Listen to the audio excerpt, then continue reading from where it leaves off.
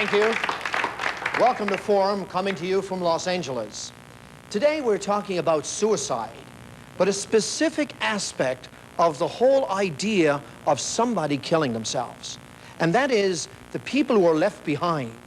What happens to the people who are left behind when a member of their family kills themselves? What happens?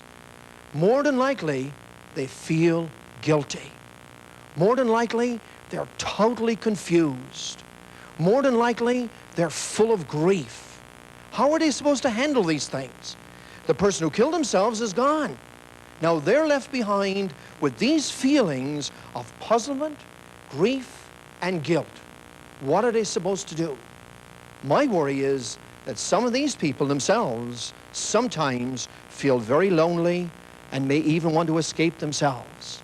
However, we're going to find out today from our panel that there are many different groups available in our society that want to help those families. And to help us with that, we have a distinguished panel. First of all, we have Dr. Paul Quinet.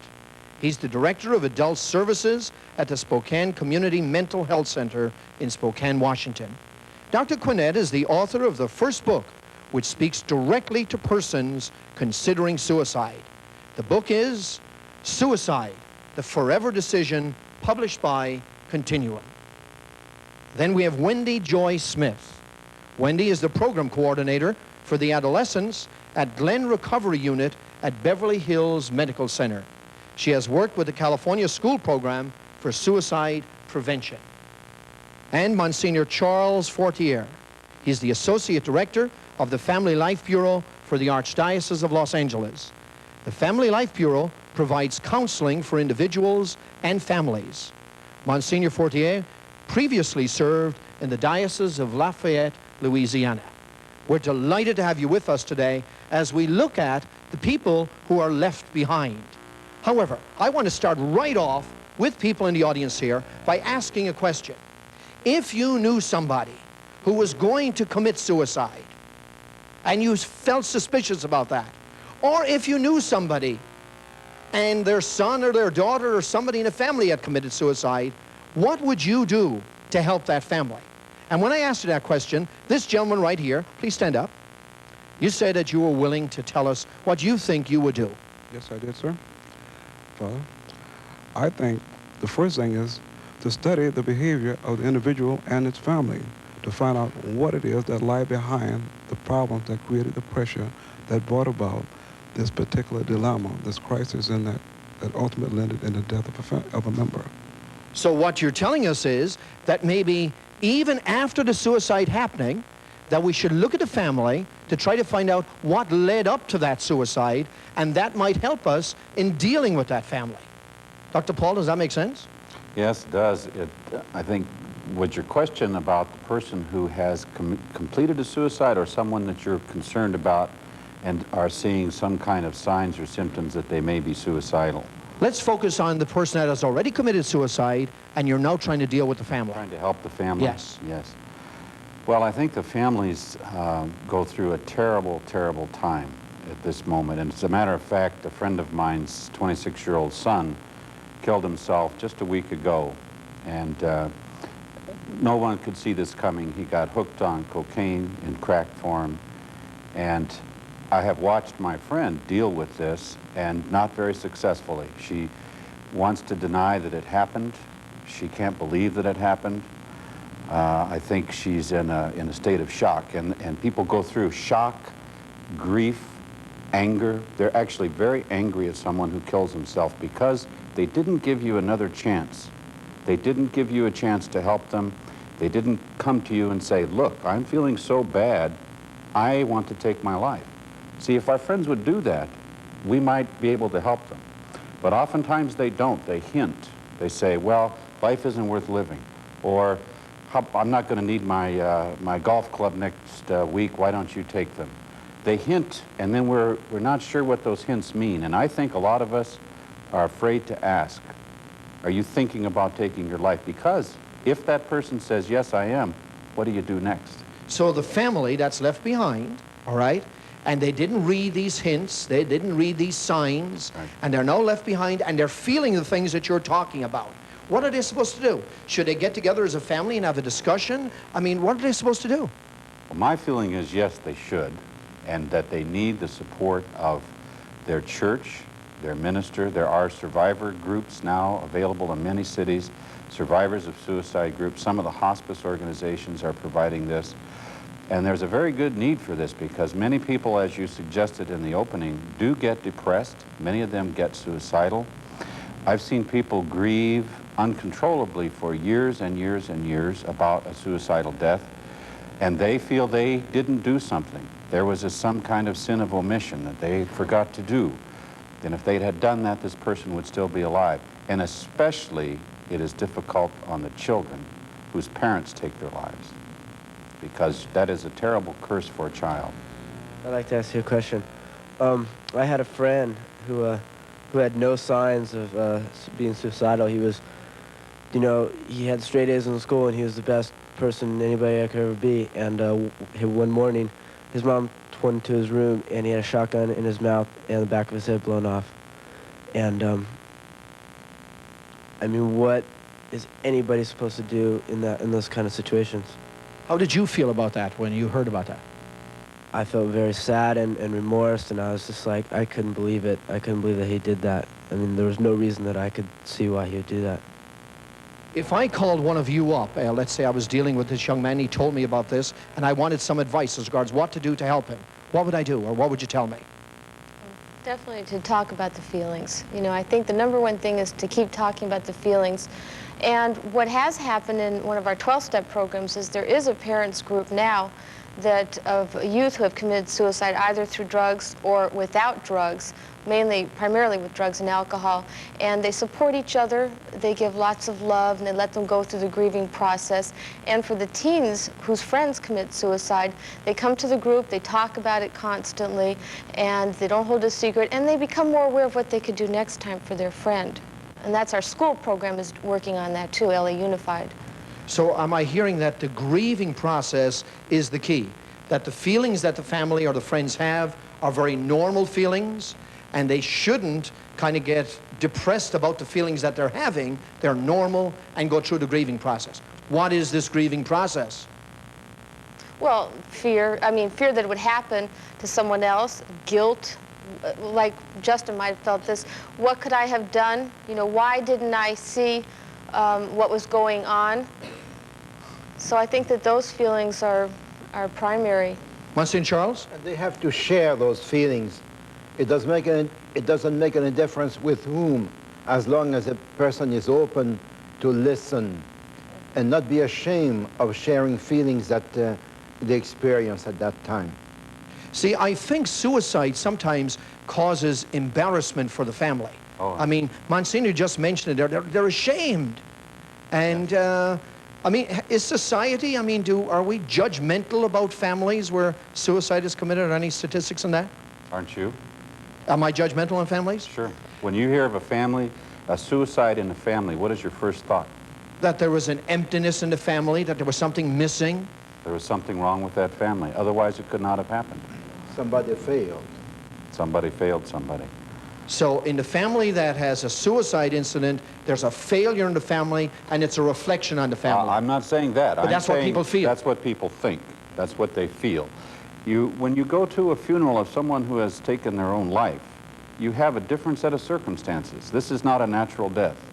This is a man-made special death. This person acted to end life, and they did it in a way that did not take into consideration the feelings of the family or the people who might come to their funeral. And so you have a tragic, unexpected, unplanned, and a terrible loss of life that none of us is prepared for. We're prepared when people are old and sick and ready to die and they've had a good life. We are not prepared for this kind of early death. Well, my brother killed himself, and I accepted it because he had prepared me years ago that death was another part of living, and I couldn't even cry at his funeral. I accepted it because I was taught that death was a part of living, and it took me a long time to even cry about it, maybe 3 or 4 years later, that I was able to cry. We're going to be looking at this issue and more issues when we come back in Forum in a moment.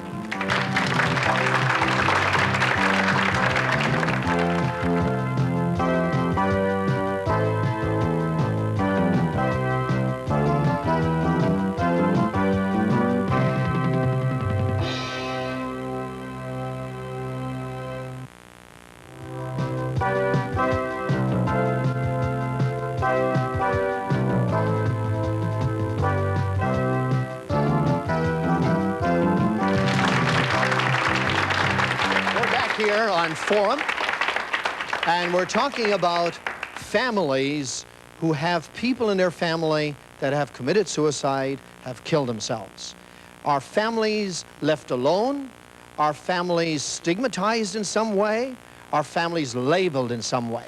Right before our break, we were talking about the idea that all of us make judgments on families where a suicide takes place. And you asked a very honest question about it. For example, what are the kind of judgments we make? Question is there a consistency between the types of families where suicides take place? Are there some common denominators, or is it totally spontaneous? I don't think anything is totally spontaneous, and I'm not sure that you can characterize of any family where the suicide takes place in any uniform way. But we do know a few things. Number one, if there has been a suicide in the family, a parent, an uncle, a grandfather, someone, then the likelihood of someone in that family taking their life by suicide is increased, simply because at least we feel that this is how we learn to solve problems in this family, and research on that supports that idea. I think there are families where a person becomes isolated within his family and makes a gesture or completes a suicide without really letting anyone know. There are other families where, in fact, I believe the families want someone to die. They will say things, we'd be better off if you weren't here. Parents throw away kids living in the streets. There are families, I think, that are so in need of help and love and understanding that they in fact produce the thoughts of suicide, they encourage it, and I have seen situations where they even provided the means, where someone left a gun, where someone left a large supply of medications, and essentially communicated, we expect you to take your life, we're tired of you. And I wrote a chapter in the book called They Won't Love You When You're Gone Either. It's not worth dying for that kind of family. I mean, that is scary, what you just said. That I know it. To some degree or other, that people will actually supply the means. I mean, what's going on in a family that something like that is going on? I mean, what's happening? Well, I'm not an expert on families, and there are people here who are, and they might answer that question Monsignor better Charles? than myself. There is a tremendous amount of hatred in many, even of some families who seem to be very religious. And that hatred is transmitted in many ways. There is no love there, unfortunately. There's an author today who's written a book dealing with that very hatred that you're talking about, Monsignor, and he says it's about time that we recognized the existence of evil in our society today and call it evil, and not just use psychological terms to cover up evil. What you just described sounds pretty evil to me. Am I totally off base, Wendy? Yeah, I'd like to point that, and I have a different perspective. I come from working with very dysfunctional families. So if you look at this pattern, you'll see very frustrated parents, a very disturbed communication. And so underneath where the parent may be saying, just get out of my life, they're saying, I can't deal with you, we've gotten so far away, what's happened? I mean, I don't believe they're really saying, die, but what they are saying is, let's get close, and they don't know how to say it. They do provide a gun, and I have seen this with pills and everything, not being aware, not out of really wanting to say die, but out of just being unaware, as most parents are unaware of a person who might commit suicide. So I tend to take the perspective of they're really not aware, and they're very hopeless, and they're very frustrated themselves, rather than really wanting the child to die. I come from a dysfunctional family, and my parents, it took them a long time to admit that we have problems in our family. And the result of it is one of my brothers had turned to drugs and alcohol because he couldn't cope, and it was hard for him to express his feelings. And it was ignored. It's like, no, we don't have any problems. This family's great, you know, and yeah, we do have problems, and that we have to talk about our problems and show that we are hurting. And there's a lot of hatred there because my brother's been getting all the attention for the last 17 years of his life because he's been on the drugs and off the drugs and attempted suicide. And there's a lot of hurt, and you go through like a lot of anguish and hurt and guilt. And I think it affects every person in the family when someone does that, and you don't realize it until it happens. And thank God he's still alive and he's living today. But you know, I just realized that you've got to love yourself first. And remember that Jesus is always with you, no matter how low you are, that you're never alone when you have him. That's what I want to say. Thank you. Picking up on that, what about families that go through this denial thing? You know, where some people in the family recognize there's a problem, and then the leaders of the family, mom and dad, just deny the whole thing. We keep this inside our doors. There's no problem here. We're just fine. How do we get through that shell and get those people to talk? Wendy? Well, there is hope. I really want to add there's really, truly hope. There are support groups out there. There are 12-step programs. There are at your churches people that can support you. You need to talk about it. You need to come there with your frustrations. The families that I see come there crying and broken down and willing to admit that something's wrong. They also come afraid to admit, my God, maybe my kid really has a problem. Maybe I've failed. So they're coming with fear. And they come there with those feelings anyhow, feeling that way. So you have to reach out and know that there is a lot of support there. But have you had the experience where maybe the kids come, but the parents refuse? Oh, often. But when the kid comes, the parent usually comes around, maybe because they're really forced to look at the problem. And often it does happen that way. In the 12-step programs, many kids get sober, and the parents come in using and drinking, which the kids, had gotten their drugs and their drinks from, and they come in and get sober. And there's hope, because there are many families, and some of these kids could share this with you, that are sober together. And so there's a lot of support there, a lot of hope. Yeah, what I'd like to say is along the same lines that Wendy was saying. What about the parent who doesn't believe the kid will actually go through with it? You know, the kid says it time and time again, I'm going to kill myself, I'm going to kill myself. And the parent sits there and, at first reacts and does something about it. And then after a few times, the kid, the parent just stops. And then one day, the kid's dead. How do you... how do you know when there's it's really serious, I mean, how do you know when and when not they're bluffing, That's what I'd like to know. There's a $64,000 question. How do you know it's for real? In my view, it's always for real. In the sense that if a person says to me that I'm thinking about taking my life and I don't want to live anymore, they may not, in fact, want to die, and I don't think most people want to die. What they want is for someone to listen to them, someone to care about them, someone to respond to them. And if you ignore that and say, oh, you don't mean that, people who talk about suicide don't do it. That is a myth, and let's explode it right now. It's not true.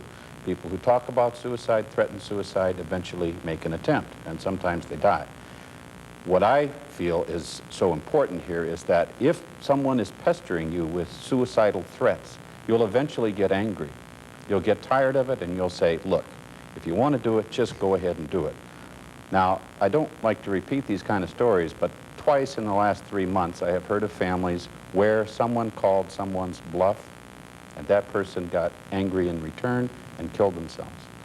So any suicidal threat is a true one, is a cry for help. It is an effort to get someone in the family or loved one to reply, to try to get something going in human fellowship. And so I take them all seriously. But you can understand the human response when somebody just gets frustrated, Right. Like, here's another attempt, you know what I mean? This is the 4th time I brought you to the emergency room. Right. When are you going to stop doing that? What's a family like that supposed to do? I think that family should be in family therapy or in a family group. I don't think you can take the child out of it. The child is what we call the identified patient. He is the symptom of what is wrong with this family, he or she. And so I feel that the whole family needs to get into some kind of help. A program may be provided by the church or by your agency or hospital. It is really a family problem in my These view. programs provided by the church, how would somebody get in touch with something like that, Monsignor Charles? Nowadays, in every diocese, there's at least some group who can answer. But they're still very few, very poorly prepared, and for every person or family who receives help, I'm sure there must be at least 10 times that many who are not able to connect with help. I truly believe a few years ago, my sister-in-law's younger sister was 18 years old. She was working, had a job, paid well. She lived on her own, but both her parents were killed at the same time. She never got to go through the grieving process because her family shoved her right into, come on, let's get going, let's get your life together. I tried to get her into counseling, and 2 weeks after I got her into a good counseling program, she shot herself. I feel horrible because I did take a risk. I tried to get in and help the person, and now she's dead, and I still feel, and this is 2 years ago, and I still have trouble. We don't talk about her. No one ever brings her up in the family. My sister-in-law, just every time the name's brought up, she just walks away. So I feel like the loss of parents, not being able to let the person grieve fully, is one of the reasons that she's dead today. And we were very close, and I did try to help, and I still feel bad. So how do I get through those feelings? I wish I could say something to make those feelings stop, but I'm afraid they won't. I would encourage you to find a group, a minister, a priest, someone that you can sit down and talk from where you are now through all of this. I'm afraid that families do bind together and deny this kind of ugliness in their lives. It's just intolerable to us. And yet we can't sit on those kind of feelings. We can't remain that angry and depressed, and you're going to feel bad for a long time. Typically 4 to 5 years after a suicidal death, people still feel bad. But I think if they go to work on those feelings and get those shared with people, then we can kind of make it through together. I want to thank you for sharing that with us, all right? Thank you. And stay with us because we're going to be sharing some more here on Forum. Don't go away.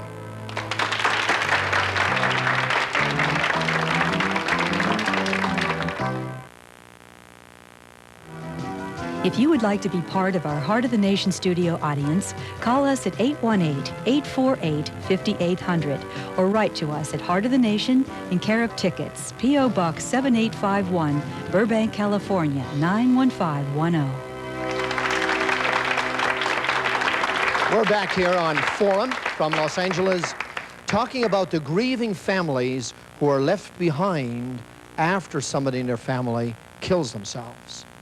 And before we went to our break, we had a very touching sharing of somebody who went through that experience of living after somebody that they knew had committed suicide. When we look at that, we must reassure people that they're not alone in their feelings of grief.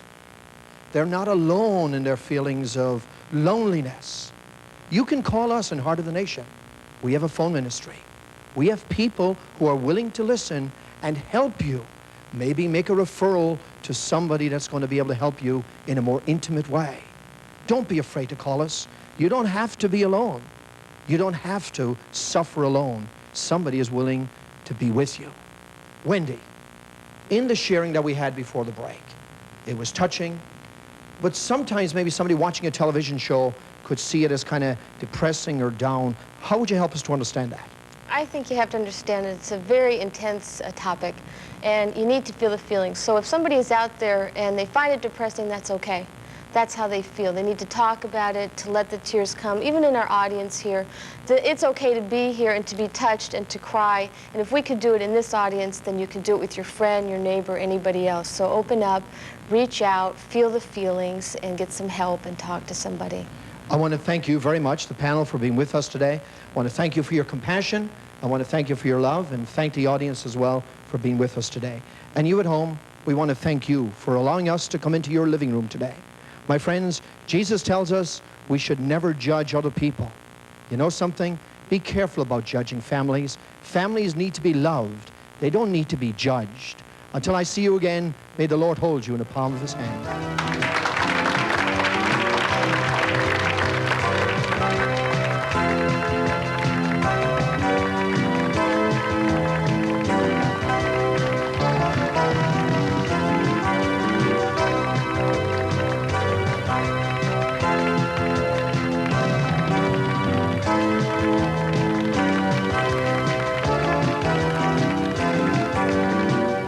Heart of the Nation depends on the gifts of you, our viewers, to produce these quality and uplifting Catholic programs.